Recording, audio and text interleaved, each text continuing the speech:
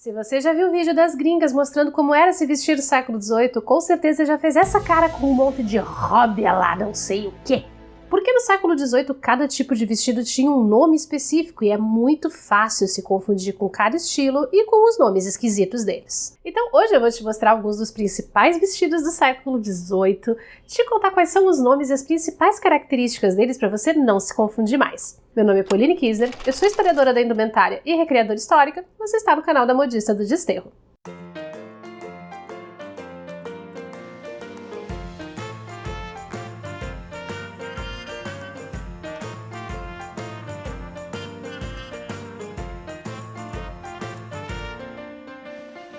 Olá, modisters! Tudo bem com vocês aí desse lado?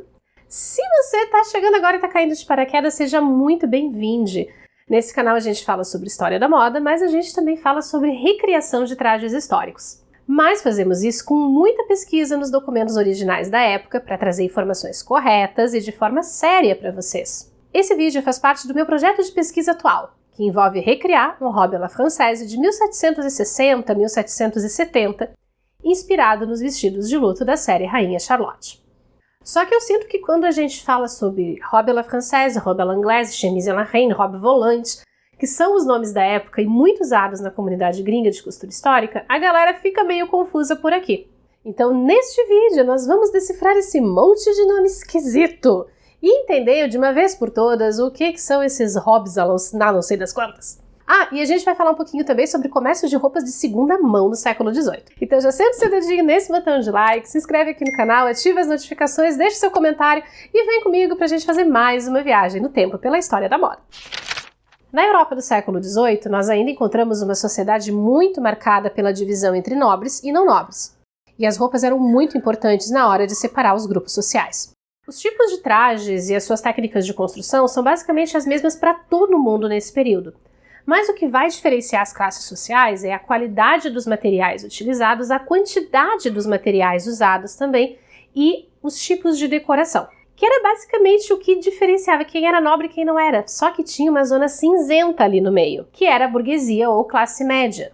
Normalmente comerciantes ou artesãos enriquecidos que agora podiam usar roupas perigosamente parecidas com as da nobreza. Isso porque nos anos 1700 houve uma melhora significativa na produção dos tecidos, que se tornaram mais baratos, além de uma maior disponibilidade de mão de obra na área de confecção, principalmente mulheres jovens que recebiam a menor remuneração de todo esse processo, e um aumento muito considerável no comércio de roupas de segunda mão.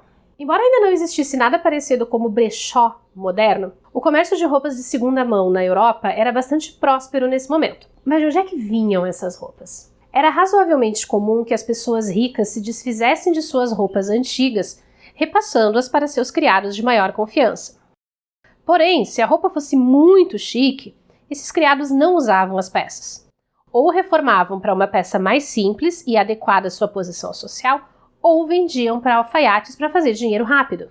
E esses mesmos alfaiates já revendiam essas roupas e eram responsáveis por fazer os seus ajustes. A clientela desses alfaiates era formada basicamente por pessoas de classe média que ainda não tinham dinheiro para mandar fazer um traje inteiro completamente sob medida. Mas essas roupas também chegavam para revenda como resultado de ações criminosas. Furtos de roupa e acessórios são um crime que aparece com muita frequência nos registros policiais da época, porque eram artigos fáceis de transformar em dinheiro rápido. E, em grande parte, esse comércio de roupas de segunda mão se tornou tão forte porque nós tivemos poucas mudanças drásticas de silhueta no século XVIII. Claro que temos momentos em que as saias estavam mais longas ou mais curtas, e que as casacas e coletes mudavam ligeiramente de corte, mas aí é que entrava a habilidade do alfaiate. Porque o que se esperava desse profissional é que ele soubesse cortar o tecido com economia e de maneira a permitir ajustes no futuro. Por isso que as margens de costura dos trajes da época são muito maiores do que qualquer coisa que a gente use hoje em dia. E esse monte de tecido preguiado nas saias e nas casacas significava material sobrando para fazer alterações no futuro.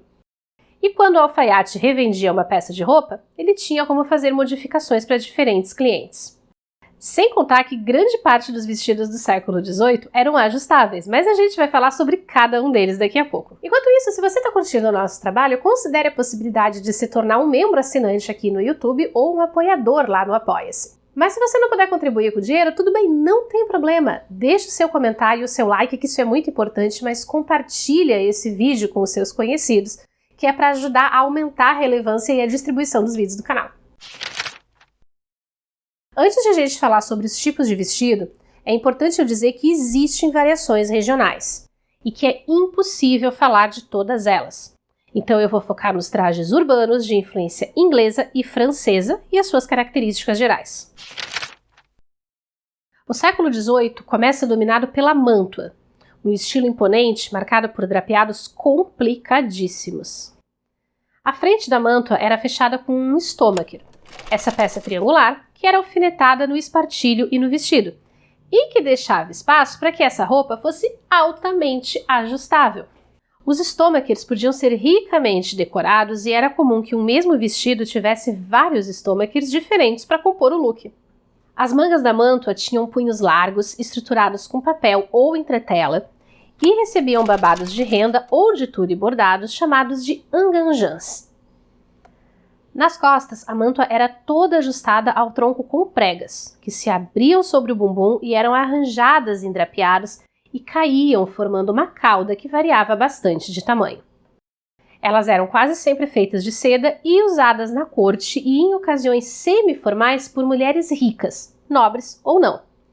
Mas existem registros de mântuas feitas de lã ou de mistura de linho com seda, e usadas no dia a dia por mulheres de classe média alta em regiões como Holanda, França, norte da Alemanha e atual Inglaterra. Mas no final dos anos 1710, um novo estilo de vestido surgiu na França, virou uma febre na França e se espalhou pelo restante da Europa. O robe batante ou robe volante, um vestido mais soltinho, amplo e informal, que podia ser usado com ou sem espartilho, mas sempre com um stomacher super decorado. As costas do robe volante também tinham pregas, mas ao invés de serem fixas, elas eram soltas e davam um ar meio de estou flutuando quando a mulher andava. O robe volante era usado com paniers, as armações do século XVIII, mas nessa época elas ainda eram mais arredondadas, lembrando um pouco as armações da era vitoriana.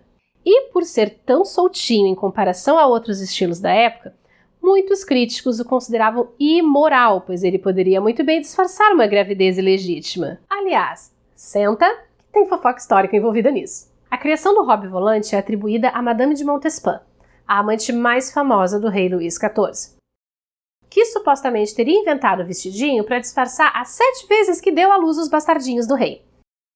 E a Madame Palatine, que era cunhada do rei, botou lenha nessa fogueira quando registrou no diário dela que Madame de Montespan meteu-se de novo num robe batante, então deve estar grávida outra vez.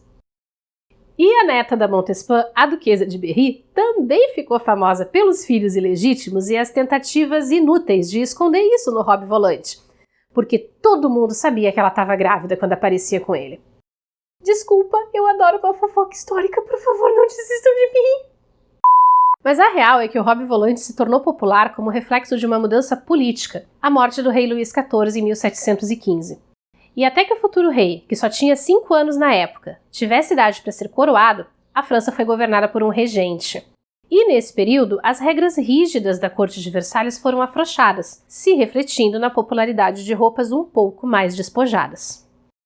Mas na década de 1720, com a ascensão do jovem Luís XV, a corte francesa retomou seu esplendor e suas complicadas regras de convivência.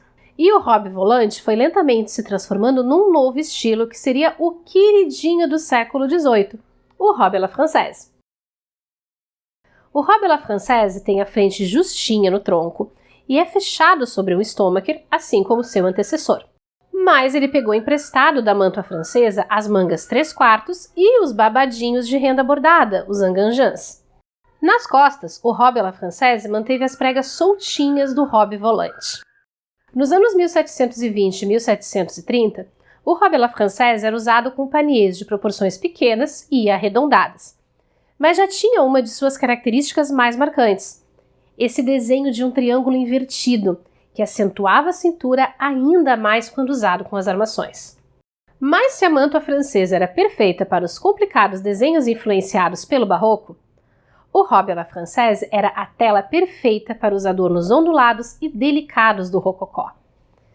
E ao longo do século XVIII, ele foi sendo feito em diferentes larguras, com ou sem cauda, em pesadas sedas bordadas de ouro e prata para ocasiões formais, e em delicados desenhos que misturavam temas florais e listras, com a leveza típica de 1760 e 1770. Na França, o robe à la française já estava sendo trocado no dia a dia, principalmente fora de Versalhes, antes mesmo da Revolução Francesa, que começou em 1789. Mas depois da Revolução, ele foi completamente abandonado na França e gradativamente caindo em desuso em outras cortes europeias, sendo substituído pelos trajes em estilo regência ou império. Mas antes dessa mudança radical de estilo acontecer, outros modelos de vestido conviveram e disputaram espaço com o robe à la française na segunda metade do século XVIII. Só que a gente vai falar disso em outro vídeo, meu povo, então já se inscreve aqui no canal e ativa as notificações para acompanhar as próximas atualizações e para me ver fazendo robe à la française e rifando a minha sanidade só para ter um vestidinho bonito que eu nem tenho onde usar.